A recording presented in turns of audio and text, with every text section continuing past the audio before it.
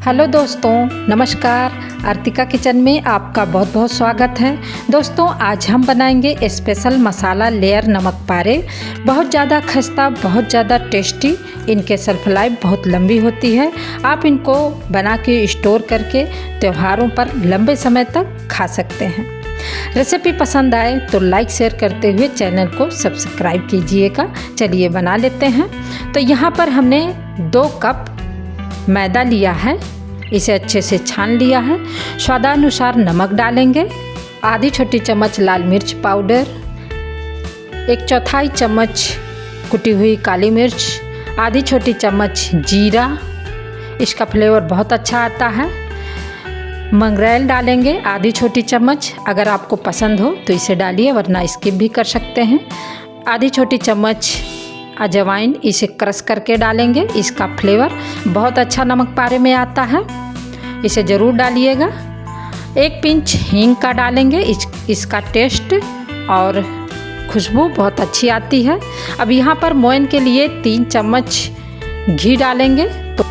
तो नमक पारे में अभी हमें कम घी डालना है मोयन के लिए, क्योंकि अभी बाद में भी हमें घी का यूज करना है। अगर नमक पारे में घी का मोयन देते हैं तो ऐसा लगता है कि केवल ये घी में ही बना है। अभी मैं इसे ऑयल में तलूँगी, लेकिन खाने में ऐसा लगेगा कि केवल ये घी में ही बना है। तो परफेक्ट मोयन लग चुका है, अच्छे से मिक्स कर लिया है। अब थोड़ा थोड़ा पानी डाल के इसका हमें एक सख्त डो लगाना है। तो एक साथ पानी मत डालिएगा, बस थोड़ा थोड़ा पानी डालिएगा और इसे मिक्स करते जाइएगा। तो इस तरह से डो हमारा तैयार हो चुका है और डो एकदम सख्त लगाना है। और देख सकते हैं, इसे मसल लेंगे और इसे सेट होने के लिए रख देंगे आधे घंटे के लिए। आधे घंटे बाद इसे आप देख सकते हैं, ये आटा सेट हो गया है। तो बस इसी तरह इसका नमक पारे का आटा हमें चाहिए। अब इसे एक बार फिर से मसल लेंगे और मसलते हुए इसका रोल बना लेंगे। अब इसे 4 भागों में काट लेंगे। तो 3 भाग को हम रख देंगे ढक कर, ताकि ये सूखे ना, और 1 भाग के साथ हम काम करेंगे। तो इसे मसलते हुए हल्का सा चिपटा करेंगे और इसे बेल कर बड़ा बनाएंगे। आटा सख्त है, बड़े आराम से बेल रहा है। इतना सख्त होना चाहिए ताकि बेलने के लिए सूखे आटे की ज़रूरत ना पड़े। इजली बिना कुछ लगाए बेल पाएँ आप इसे। शेप इसका चौकोर देंगे और इसे पतला बेलेंगे। तो बस इसी तरह हमें बेल कर इसे तैयार करना है। यहाँ पर मेल्ट किया हुआ 2 चम्मच घी और 2 चम्मच मैदा लिया है। अब इसे मिक्स करेंगे अच्छे से, क्रीम के तरह। इसी मिक्स को साटा कहते हैं। अब इसी तरह हमें तैयार कर लेना है और अब इसे अप्लाई करना है। तो इसे अच्छे से इसी तरह लगा देना है। और आप चाहें तो हाथों से इस तरह से लगाएंगे तो और भी बढ़िया से लग जाता है। अब इस कोने को उठाइए और आधे तक इसे मोड़ दीजिए और इसे हल्का सा दबा दीजिए। और दूसरे कोने को भी उठाइए और आधे तक इसे भी मोड़ दीजिए और इसे भी हल्का हल्का इस तरह से दबा दीजिए। और अब फिर से इस पर साटा लगाएंगे।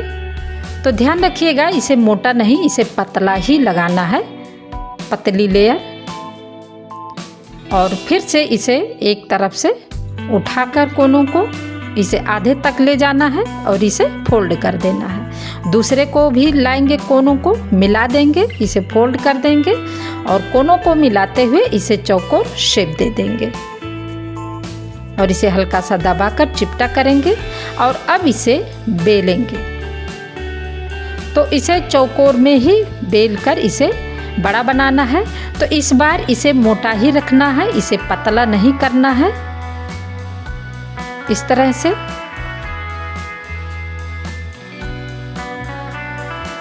और अब इसे पलट लेते हैं।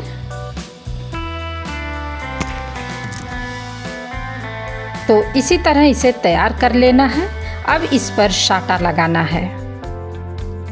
तो इस तरह से हाथों से अच्छे से लगा देंगे और अब इसे 3 पार्ट में इसे मोड़ना है।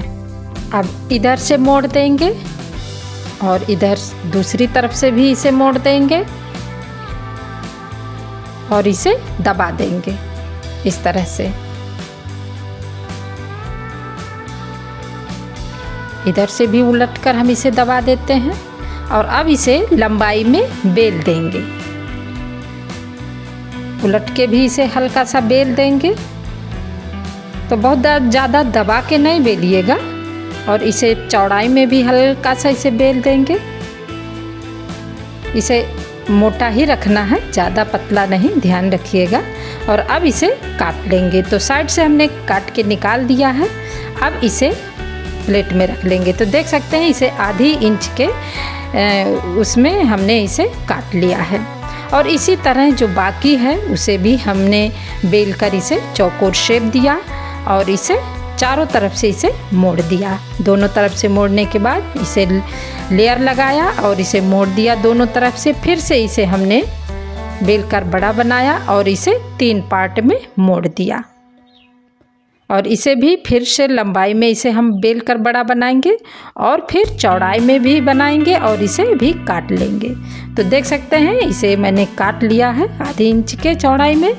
और ये सभी बेल कर हमने नमक पारे तैयार कर लिए हैं। अब इसे तल लेते हैं। तो गैस का फ्लेम लो है और तेल का टेम्परेचर भी एकदम लो है।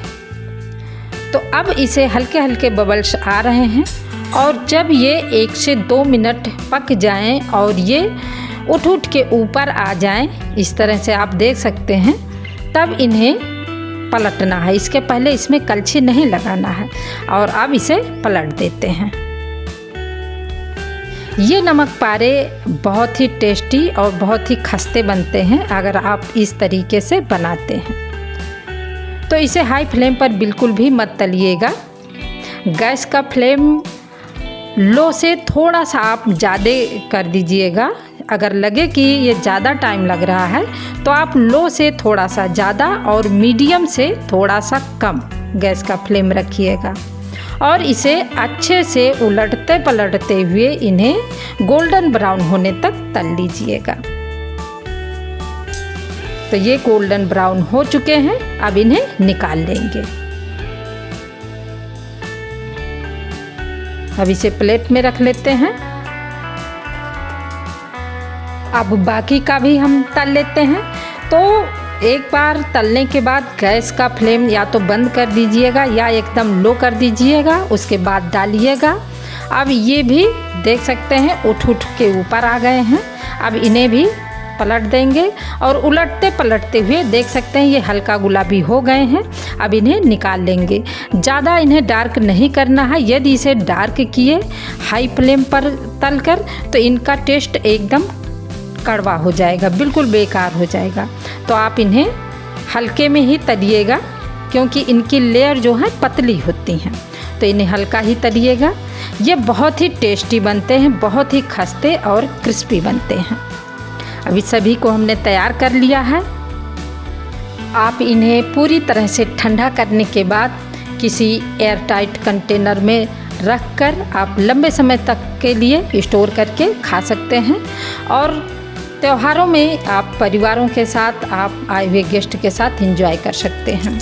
और आप इसी तरह बहुत ही अच्छा नमक पारे बना पाएंगे अगर आप इस तरीके से बनाते हैं। तो डो लगाते समय आप डो को बहुत ही टाइट रखिएगा और इसे तलते समय गैस का फ्लेम लो रखिएगा और मीडियम से थोड़ा सा कम रखिएगा। बहुत अच्छा नमक पारे बना पाएंगे। हमने क्रश करके आपको दिखाया, देख सकते हैं एकदम ये मैश हो जा रहे हैं। तो कैसी लगी यह रेसिपी कमेंट ज़रूर कीजिएगा। और अगर अच्छी लगी हो तो लाइक शेयर करते हुए चैनल को सब्सक्राइब कीजिएगा। मिलती हूँ नेक्स्ट वीडियो में, तब तक के लिए आपका बहुत बहुत धन्यवाद।